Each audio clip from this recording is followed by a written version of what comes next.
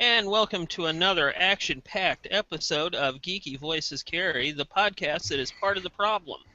With me, as always, are the ever-astute David Rollins. I thought we were the off-topic podcast. No. Okay. No. That's the Farm Animal podcast. Ooh, that sounds more enjoyable than this one. What? The Animal Farm podcast is just one little book. Yeah. How much can you milk out of that? You'd be surprised. I've been doing an Animal Farm fan for 20 years now. But I crossed it over with the Power Rangers for a while in the 90s. So. I can see that. There's some thematic overlap. Yeah. Totally is. Also with us tonight, Josh Thompson. Hey. And of course, Stacy Dellorfano. Hello. And tonight we are going to we've brought this up sort of in passing once or twice, but we figured just because tabletop gaming sucks at it so hard, we would do an entire episode just on marketing. Mm-hmm. It's exciting. Yeah. Well, and as evidenced by our live audience of 0 at the moment, we know how much attention people are paying to it. So. Well, it's like a Loch Ness Monster podcast. You know, how many people are tuning in for something that doesn't really exist? A lot more people than you'd think. Yeah. Yeah. Well, okay. The Loch Ness Monster is more likely than good marketing in. I think Bigfoot is probably a better comparison. Bigfoot? Bigfoot. That's Yeah. too. Because you got those you've got that blurry photo, so marketing could almost exist. Well, it does exist. They market that stuff too. Yeah. Well, they market Bigfoot. Now I want a Bigfoot t-shirt. So the off-topic. Why are you showing? Score 1 for marketing. Why are you? Oh my God! You're showing your not Bigfoot T-shirt to the podcasting listeners. Yeah. For all the podcasting listeners that are watching. Yeah. Yeah, that's fantastic. That's my Doctor Who t-shirt. Now, who is good at marketing? Doctor Who. That's who's good at marketing. Doctor Who's fabulous. They market the hell out of Doctor Who. Mm-hmm. Yes. So. Okay. Actually, it's funny because this is something Josh and I were talking about via correspondence recently because of some Via correspondence. Should we mention by names? Nah, probably not a good idea. But no, we weren't actually like speaking to one another. We were messaging. You were sending letters like Lovecraft and Burroughs or something. Yeah. Kevin Sempieta, nice. Poor Kevin. There you go, Josh. There's your Riffs reference that you wanted. Excellent. So. Yeah. That's awesome. Now, because and it kind of touches on some of the things as we were doing our pre-show prep. Some of the things that you brought up about blogging, because one of the things that you learn as a blogger, and Josh is starting to learn this lesson, is that, as I said just a couple of minutes ago, RPG marketing sucks. Mm-hmm. It's basically non-existent.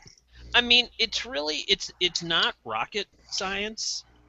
I mean, none of this stuff, social media, any of the tools that you could use to try to sell your game, it's not hard stuff, despite what the experts would like you to think, and because I was having a discussion with a RPG designer completely unrelated to the discussion that Josh and I had. Was this also over correspondence? This was over Instant Messenger, so... Oh, I see. I don't know what you would classify Instant Messenger. That's throwing rocks, yeah. Oh, okay. Throwing rocks. Semaphore. It's Semaphore. Semaphore, perfect. But, and I was talking with him about how he just doesn't like to market himself. And, and I said, well, then things aren't going to do as well as you think they're going to do, are they? And he agreed. So, but really, I think in RPG circles, that's sort of where bloggers should step in a lot of the time. Well, a lot of times they do, but the problem is the size of the audience for bloggers. This is pretty common that a lot of creative people don't like to market themselves. It's a common problem, and there's an easy fix. They just have to suck it up and do it. Yeah. Which is what any marketing person will tell you. Well, treat your business like a business, and market it. And nowadays it's like, I mean, hell, even Stephen King has to market himself nowadays. It's not like 20 or 30 years ago where, every level of thing had a marketing dude. It's like, or dudette, for those who maybe. Anyway. Hey, I'm trying to not be part of the problem here, folks. Or I don't know. You should have like a non-gender specific dude. Yeah, like Dude Z or Z dude. Z dude. Z dude. Dude-ish. Dude-ish is good. I like that. Okay. Dude-ish. So, but anyway, I mean, in this day and age, it doesn't matter who you are. You have to put on your gender-appropriate underpants, pull them up to your waist, and do your own marketing. I don't think people need to wear gender-appropriate underpants, or underpants at all if they don't want to. Well, I'm not trying to push them into something because you're part of the problem, David. No, I just, I don't think their underpants are really relevant to the marketing. Problem. They are. So, Stacy, what do you think? Not about underpants. I You support gender, equality for underpants. Is that the topic we're moving into? What if you don't want underpants? This is what I'm saying. She's from California, so. Oh, that's true. Yeah. What does that have to do with anything? It doesn't have. It's a figure of speech.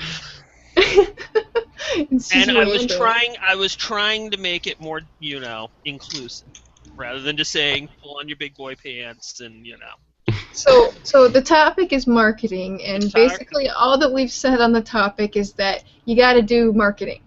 Yes. Mm-hmm. Yep. That's fantastic. I think Give me some example of bad marketing. Tell me what you've seen that has been really bad marketing. Kickstarters. Yeah. Well, it's not just that. It's not so much that it's a lot of bad marketing where there is some bad marketing. The previous Wizards thing with the what was it, Neverwinter being named the first city or whatever at the one of the I didn't even know their own history. That's bad marketing, but mostly it's that first city system ever. Marketing does not exist in tabletop RPGs, and that's even worse. So what do you describe marketing as? I mean, that's a big umbrella term that means a lot of things. I mean, a lot of them don't promote the game hardly at all. Or if they do it, they don't provide enough information. They don't provide little to any media for the pieces. They, might do a little bit of reach out, but not much at all. I think what Josh and Chris are complaining about is they don't return their phone calls. No, it's not. No, actually, no. Or emails. Actually, that's typically not a problem. Mm-hmm. Really? But, yeah.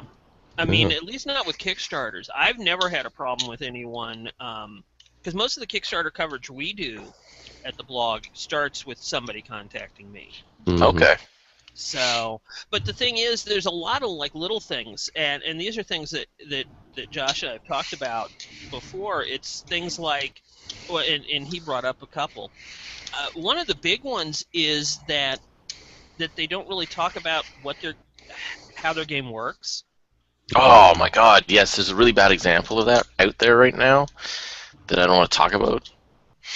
Well, that's what we're here to talk about. Yeah, I know, but he just keeps hammering the setting and certain points of the setting that are, say, controversial in the hopes for some kind of backlash marketing or something.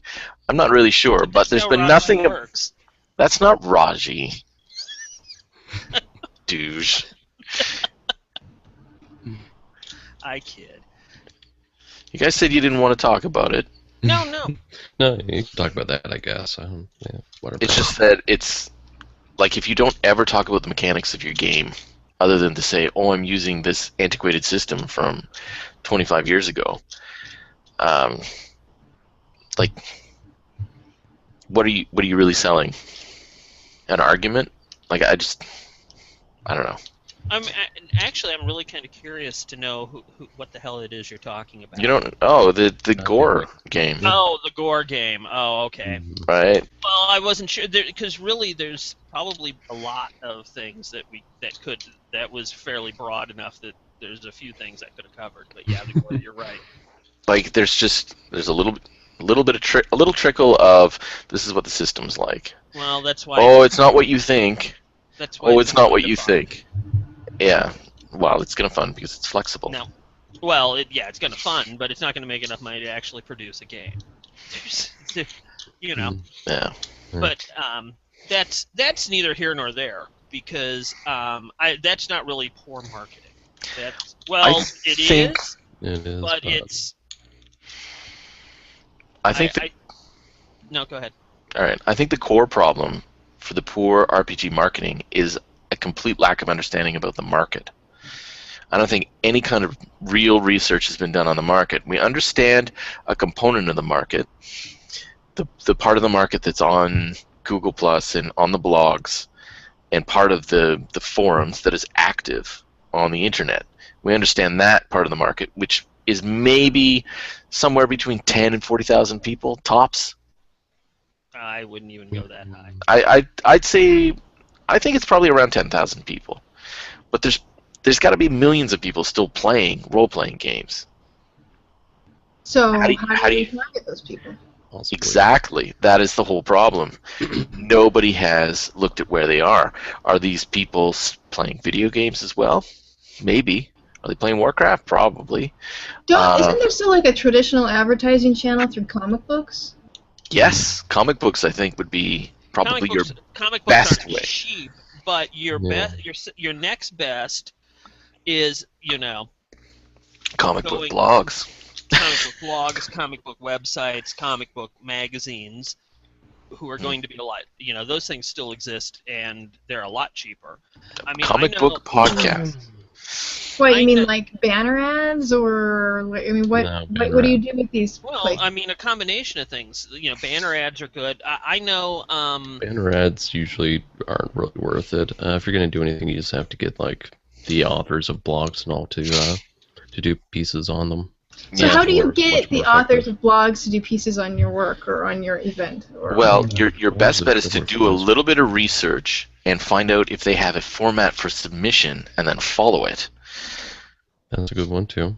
Yeah. But so let's say they do, and a lot of them have like a typical contact form. It's something like they'll give you a category, and then you got to put in some information about what it is that you want them to talk about. What information do you put in there that makes them actually want to talk about whatever it is that you're pushing?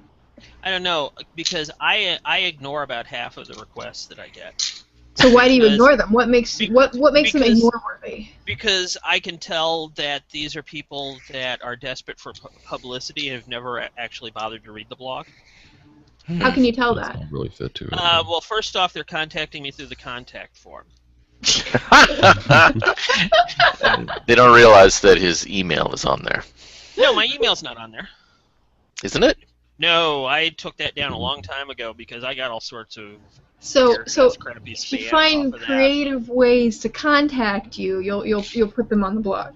It's not necessarily that, but it's like I will give a preference either A, to people that I've dealt with before, because relationships are really important. That's one thing that I try to tell people that are starting out blogging, is to develop relationships with either like designers or publishers that necessarily aren't big names, but that do stuff that you like, and basically will, keep providing you kind of with fodder to talk about.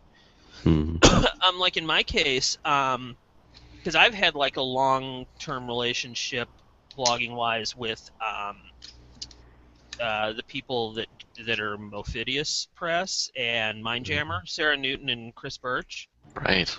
Because, and you like Mindjammer. You've talked about it before. Yeah.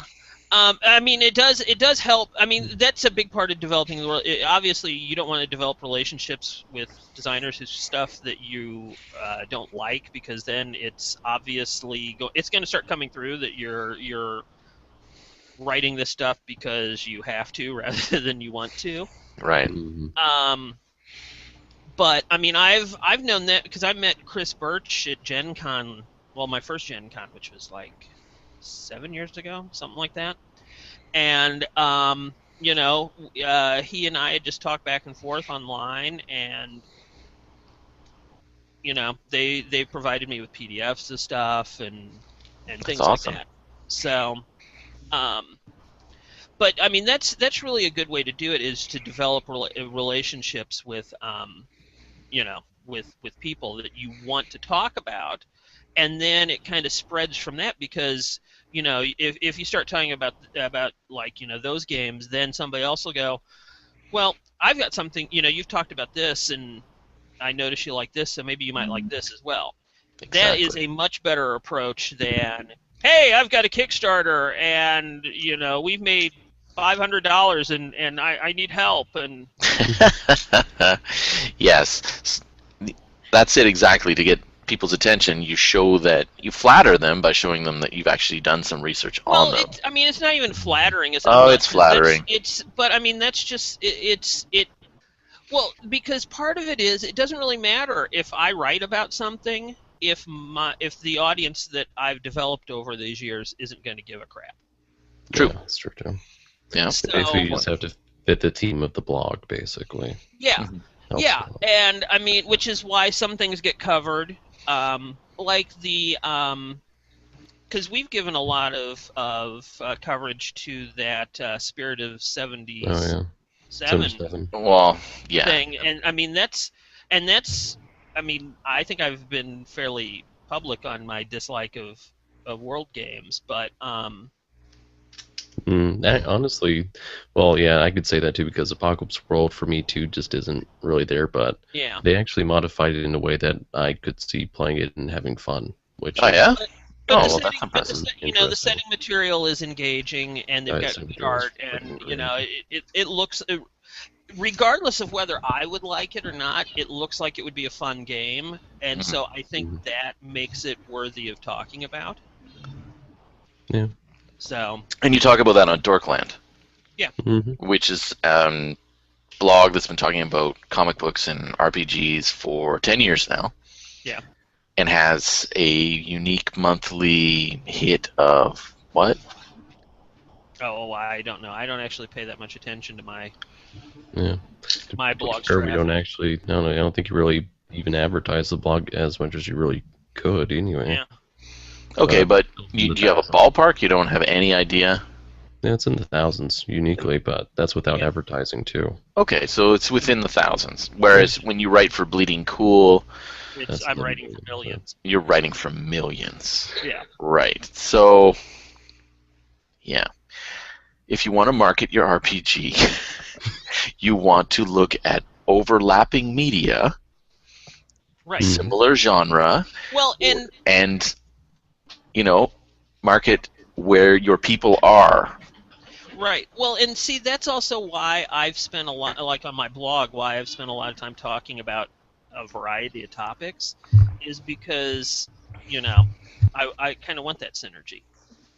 The crossover of, just because somebody's a comic fan doesn't mean they might not be interested in some form of gaming or, As far as geek hobbies go, most people have dipping interest for most of it, so. It's like, there's a guy that, crap, I can't think of his stage name now, but there's a guy that I started following on Twitter because he's a mashup artist, And he had followed me back because I'd retweeted stuff of his a couple of times, and it turns out he is a huge gamer. Oh, cool. That's cool. So,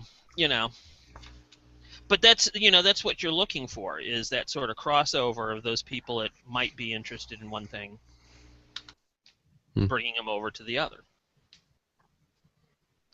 Uh-oh, we just lost David. Apparently, internets must have gone out in Canada.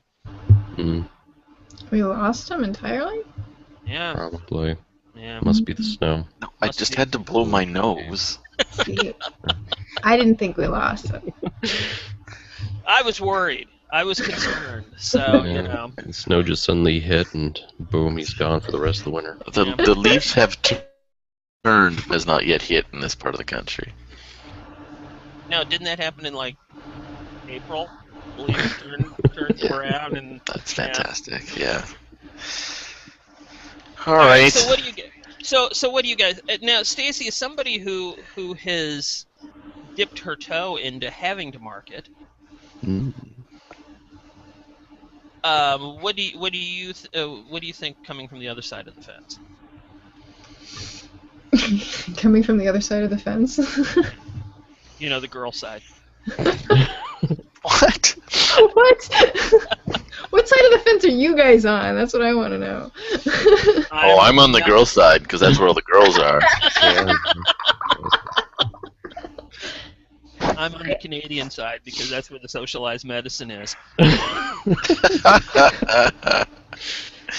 Apparently there's multiple sides to this fence. It's a multi-dimensional fence. It's non-Euclidean. Yeah. So anyway, Stacy, as someone who has marketeered, what within the RPG community, what are some of the things that you have done or that might help others? I don't know. Well, I give my stuff away for free as much as possible. I think what's interesting is the way that I started Randomosity was I gathered interest by making the first issue free.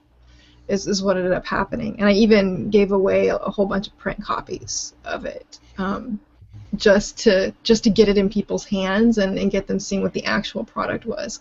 And I've kept it at pay what you want, so people can come in and they can pick it up for nothing, and then they can read the first one, and then they can come back and decide if they want to pay for that one, if they want to pay for the next ones, so on and so forth.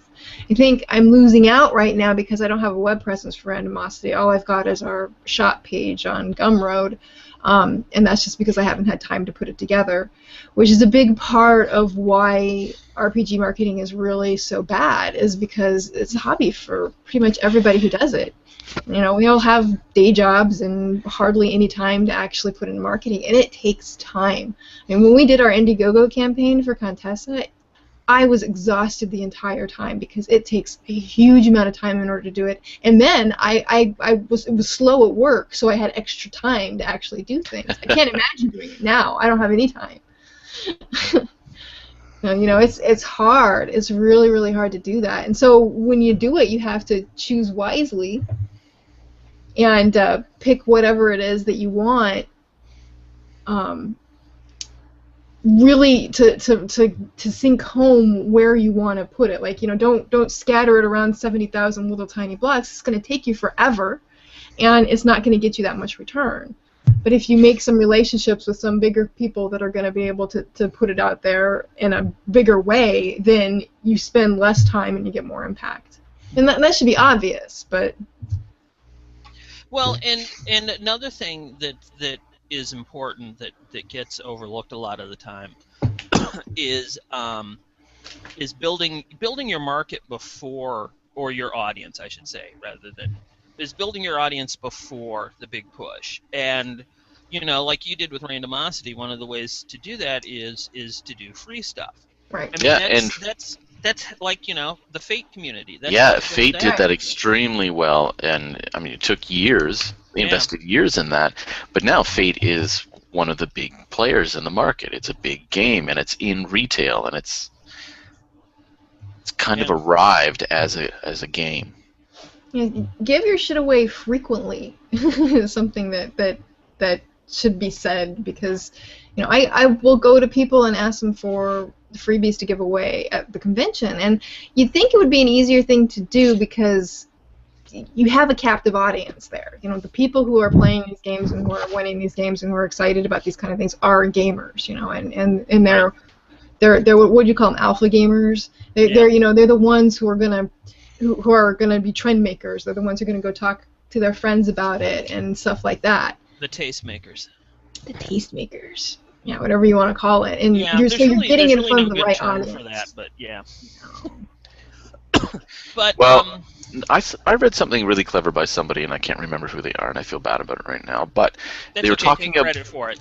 They were talking about how D&D has always used the older cousin model for marketing, where they basically rely on the older cousin to basically bring other people into the game. I think, yeah, it's similar for like Magic the Gathering and stuff too. Yeah. So it's like a drug dealer kind of situation? No, it's kind of like your alpha gamers. You turn them, right? You get them, and then they roll the game out for you. Makes sense. And you kind of have to. It's kind of like you can do that with social media too. Absolutely. It goes back to that building relationships thing. You build relationships with the right people, and they start sending out amongst their networks and their networks. I mean, because the thing about the role-playing games community on all social media is that there's pockets. I mean, and they can be pretty big pockets, but they're still not always connected. And so you kind of have to be able to know people in as many of those pockets as you possibly can, so that when you get that information out to them, it spreads a lot more than if you're just in your little tiny world.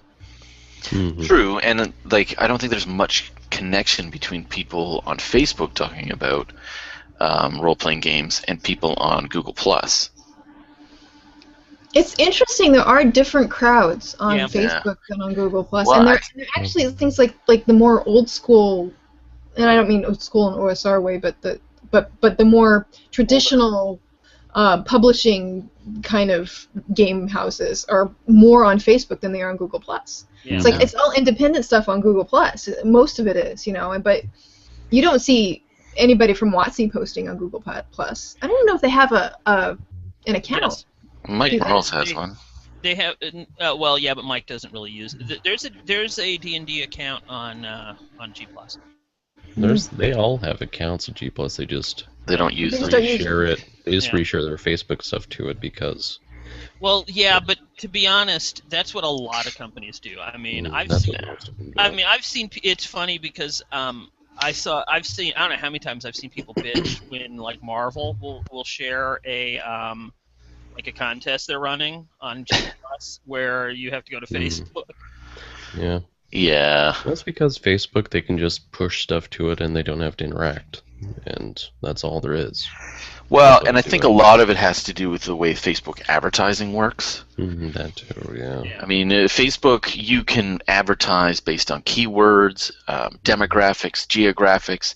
You can hone it in really carefully, and the bang for your buck on Facebook, I mean, you're paying for clicks. You're not paying for, it to go up. It's really economical to advertise on Facebook, and really even a small publisher could make really good use of it. If you're going to be at a convention in an area, I would spend a month before that blitzing people in that area who are talking about role-playing games. Anybody who types in RPG to their Facebook account or gaming or anything like that should have your ad popping up on the side of their Facebook. Yep. So that when you get there, they have heard of you. Because if they have heard of you when they see your table, you're going to have a totally different conversation with them than you would otherwise. And that's an important point to make. Going to have a conversation. That's an important point to make, is that branding is a lot of people will say when you talk about online advertising that it's not worth it, because you don't necessarily get a lot of those clicks that actually go through, or the conversion rate is really, really low. But what it actually does is it just gets your brand in front of other people's faces, and they see it over and over again. And the next time they're at the convention that you're talking about, or they're at the gaming store, or wherever it is that they're at, then they actually see that, make that connection, and think, hey, maybe I'll check this out. Well, People don't even realize they do that. Yeah. If they use ad block, then they don't see the ads anyway. Well, yeah, which I do. So Yeah. But a lot of people don't. Or No, small people. when you if you're doing it on a smaller scale, if you're sharing your stuff with bloggers, by God, give them cover images or some sort Yes. Give them all kinds of images. You need to give them art. because that way it makes the connection when somebody goes into a store or goes to a con or something. They go, "Hey, I saw that." Well, not just that, but if you're doing a Kickstarter, have plenty of art on the Kickstarter page, because art is like the one thing that people will see and will drag them in. Yeah. If you have good art, if you have bad art, then you're just screwed. Well, they might not realize they have bad art. Yeah, that's true too. So that happens, but if you have good art, show it. Oh, regardless of what kind of art you have, you need to show it, because that visual connection, especially the cover, is going to be critical. Yeah. But your art conveys a lot about your game. You might as well. You've got to be genuine. You can't hide your art. You can't hide anything about your game while you're marketing. You have to be genuine. Otherwise, you're not making any kind of reasonable connection with people. Oh, that's not about being genuine. It's just that the art is what will immediately, inform people about the product and just attract them to it or repulse them. Exactly. But that's the best way to do it, because people aren't going to read it. And that just doesn't happen. Okay, to sort of wrap up. Oh no, wait. I'm sorry. I misread the time. Okay, never mind. We have more to talk about. Let's go with other ways to market. So, video games. Video games market in one area that tabletop RPGs I don't think have hit at all, which is with YouTube and other internet video celebrities. Oh yeah. Because video games, one of the things that they do is they put out an offer, make X number of videos at, like whatever kind of contract, will pay you so much money for it. And that's one way that a lot of games get a lot of advertising for relatively cheap. Is that why there's so much actual play of video games on the internet? Because they pay for it? No, I mean, a lot of those Let's Plays aren't going to be... Or just, it started the trend. High profile. No, I mean, they were doing that beforehand. Oh, were they? But once the big names caught onto it, it just seems like such a giant wank to me. Like, it's just crazy. But then we publish actual play of ourselves doing tabletop games, so I guess I can't really get much. Well, yeah, but we don't really, to be honest, we don't really benefit that much off of our actual play videos. The only benefit we've ever gotten was I got a free copy of Swords and Wizardry. That's something. Yeah. We got nothing. We got nothing. That's because I'm the one that does all the goddamn work. I know. You're the one I got a PDF of Swords and Wizardry for participating in Contessa. Yeah, but everyone in the world got a free PDF of Swords and Wizardry. Yeah, but it was they were still charging for it. Okay. Well, there you go. So I had it before it was cool. But in here, But no, I mean, and that's a good point, because I mean, I know from the traffic on my YouTube channel that I am constantly amazed at the number of people who watch a bunch of people sitting around playing a role-playing game. Yeah. And there's a lot of famous, like, gaming-related YouTube and otherwise personalities that do play tabletop RPGs. Well, tabletop is a good example, too. Yeah, I mean, if you could get on tabletop, that's going to kill, because that's just all geeks are just watching that. Mm-hmm. And board game people are watching that, too. And if you can get board game people to pick up a tabletop RPG, you've snapped up just another piece of a giant market. Yeah. I'm saying you could also do that for the people that are primarily video game players and just bring them into the tabletop RPG, because that's like a market of just millions and millions. Oh, yeah. It's like all of a sudden, wow, I can do anything. I'm not constricted. This is wild. Yeah. What about giving free games to podcasters? Well, see, actually, that's basically what I was. Sort of what I was going to say is, because I know that the RPG people can't afford to give. To pay the actual play people, so why not send them a couple of rule books or Yeah. something like that? I mean, because as we know, from my telling you, I've tried a few times getting that, and it's like beating my head against a wall. Yeah. Or alternatively, if you're doing a Kickstarter, make sure you put a nice slice of the pie in there for marketing. Yeah. Which And I don't think people ever don't have do. Josh do an actual play of your game. No, only for Savage Worlds. For Savage Worlds, it's not going to work because your rules are too convoluted. But anything else is pretty great. I think that's the only actual play we've done during a Kickstarter. Probably. No, we did the Machinations of the Space Princess. Was that in the Kickstarter at that point? No, that was afterwards. Was it? Yeah. Are you sure? I thought we did once with the playtest rules. Well, it was the playtest rules, but the playtest rules didn't come out until after the campaign. Yeah. Oh, We okay. should have done one with Spirit of 77. That would have been awesome. Someone would have been the KFC Colonel. Someone would have been the Glam Rocker, which would have been David. I don't know. Glam Rocker. No, the Glam Rocker would have been me. Could have. That's right. I think Chris can much more convincingly sing a Platinum Blonde song than me. I don't even know who the hell Platinum Blonde is. I watch their videos and I don't understand anything. If I'm rapping and listen to like Bowie or Sweet or some shit like that. So, okay. But we've progressed once again. We're off topic. No, we're off topic. We got the glam rock and it just oof. Yeah, that's how it falls apart. Yeah. No, you were talking about sending stuff out to podcasters, which is something that Raji, who you made fun of earlier for no reason, of Lamentations of the Flame Princess, does really well. He sends out copies to people who review. And he sends out copies to people who give him bad reviews, even though he knows it, because he knows that it'll create buzz. No, that just gets the name out there. Yeah. Well, it's only because RPG reviewers suck. Well, it's not easy to review RPGs. Well, no, it's not. But the problem is that most of the people that review RPGs just, they just don't know what the hell they're doing. And they need to understand, a few things like, the simplest thing is that just because a game is not for you doesn't mean it's a bad game. Yeah. If you do not understand that principle, you are not a reviewer. You are a ranter on the internet. I think that's just reviewers in general, though. Yeah. Well, yeah.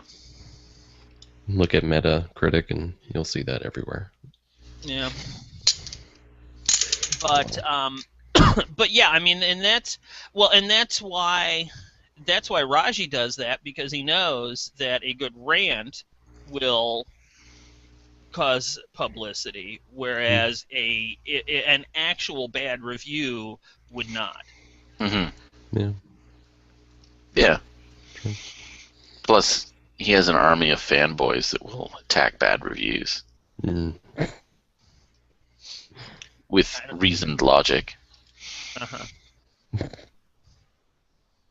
Are you challenging me to do a review of something by Raji? Is that? I think you should do. Well, you can't do a review of Red and Pleasant Land because we playtested that.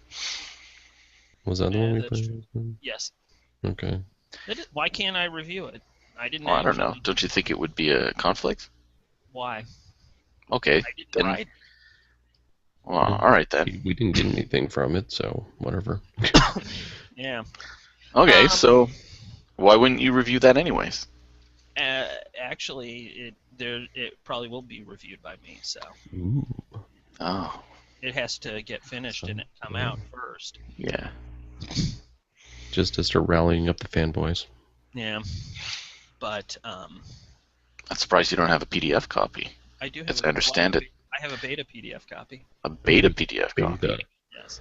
So that could be the Black Lotus. See, now this is what we talk about relationship building. Obviously, because Chris has the beta, he's going to review the finished product when it comes out. Right. And he'll review it fast because he's already read the beta, so he's just going to look for the changes and crank out his review. Yeah. So yeah, that's how it's done right. Who sent it to you, Zach or James? Yeah. Zach. I had talked to James, but Zach is the one that sent me. Well, I talked to James about the finalized, but Zach's the one that sent me the beta PDF. Cool. So I've had that since like a couple of weeks before Gen Con.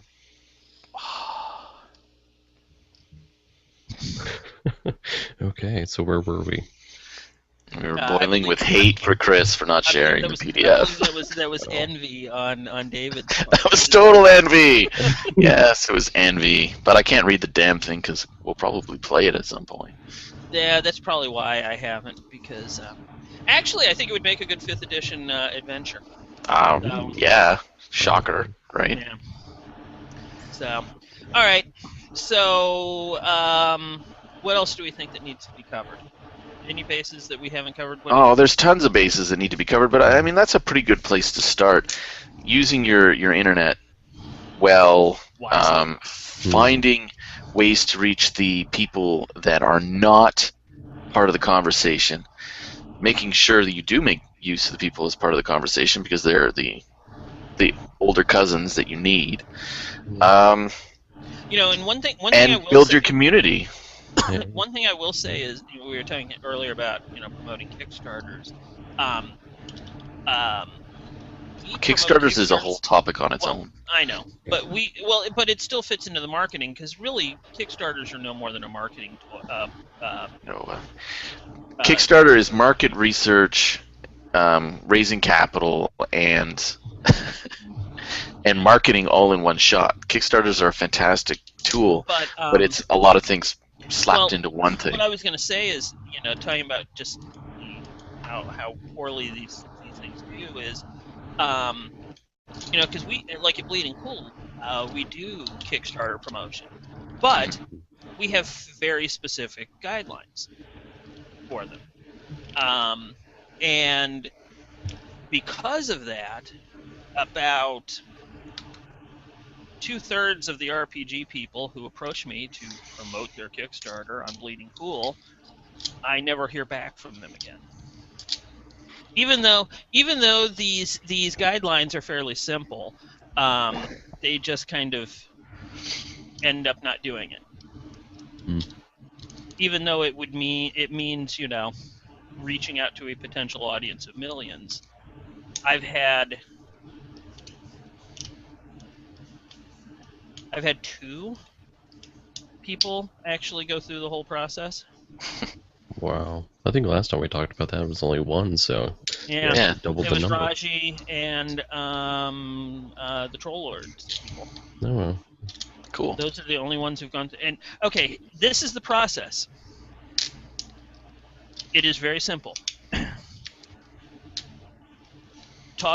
You submit a piece, preferably by the project manager, talking about why your project is cool and why people should invest in it.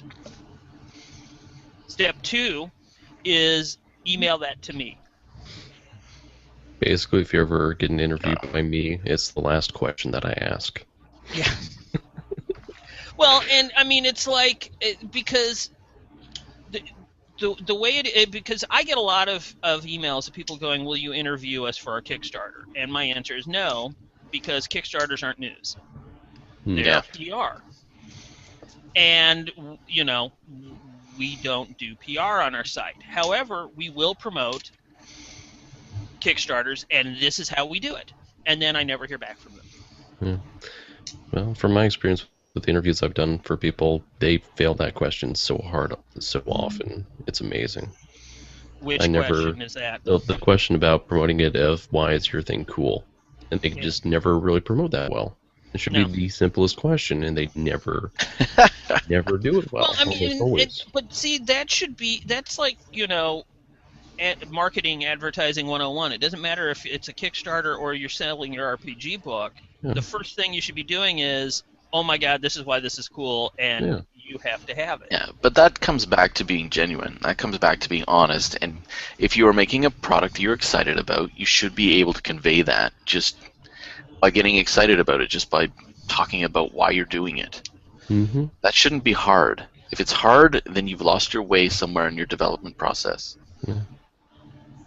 What do you think, Stacy? I agree.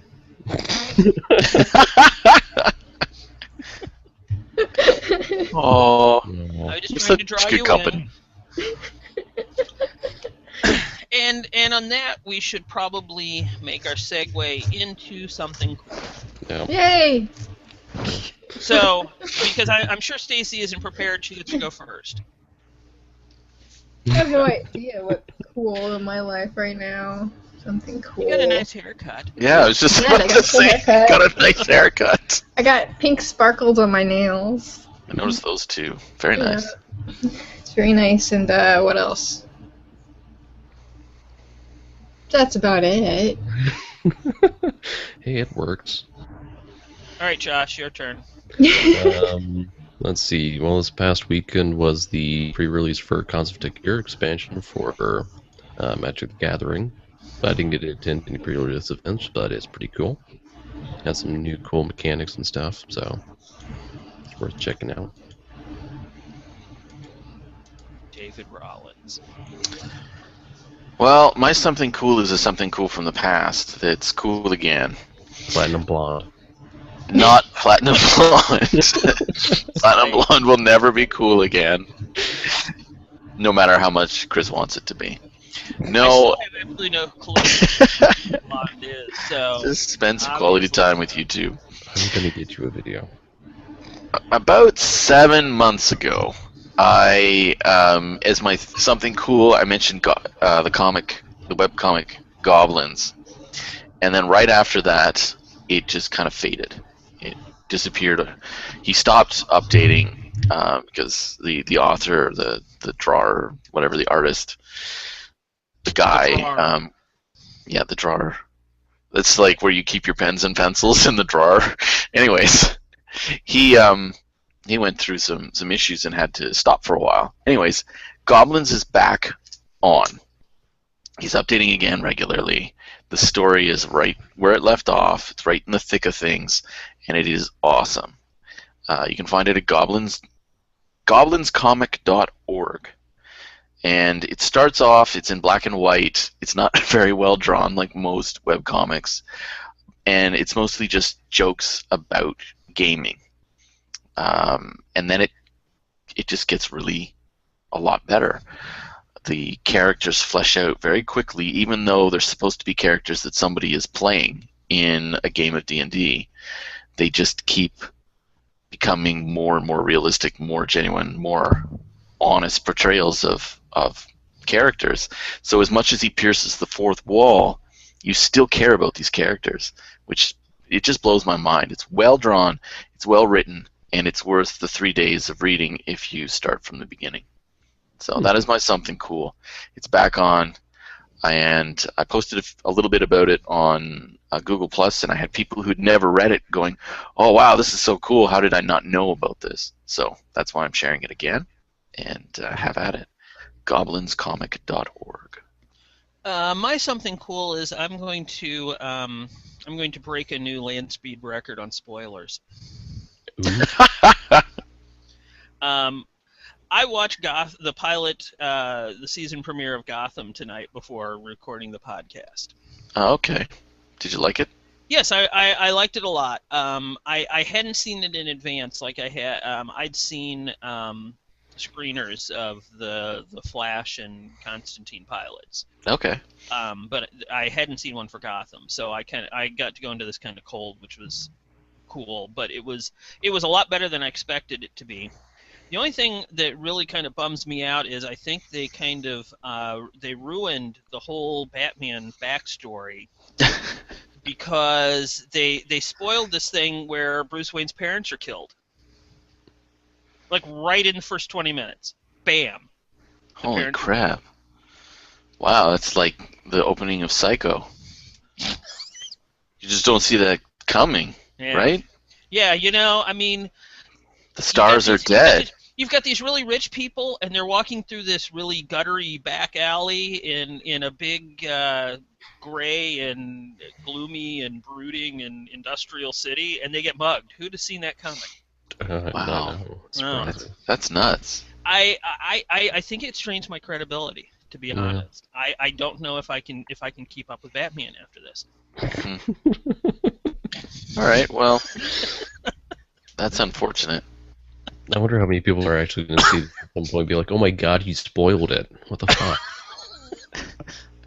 Yeah, I mean, how many times in the last decade have Bruce Wayne's parents been killed in some media? I mean, it's like... I know, that's kind of morbid, isn't it?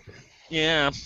Actually, it's fun. Was it last week or the week before? I saw online, it was from one of the conventions recently. It might have been Dragon Con, but it was this couple, and they were cosplaying as Bruce Wayne's dead parents. Oh, nice. So what, were they chalk outlines? Like, what the hell? They would just kind of, you know, they were in the outfit, you know, the rich people outfits, and then they would lie on the floor of the convention and put a sign in between them saying Bruce Wayne's dead parents. Oh man, that is so wildly inappropriate. I kind of love it, just a little bit. Yeah. And any Batman that walks by just has to break down. Oh yeah, they see a Batman coming. It's like, you know, the toys, Andy's toys. They just drop to the ground. No. But on that note, we end Little rows in between them. We end another Geeky Voices Carry. Say goodnight, everyone. Night, everyone. Good night, all. Good night, Internet.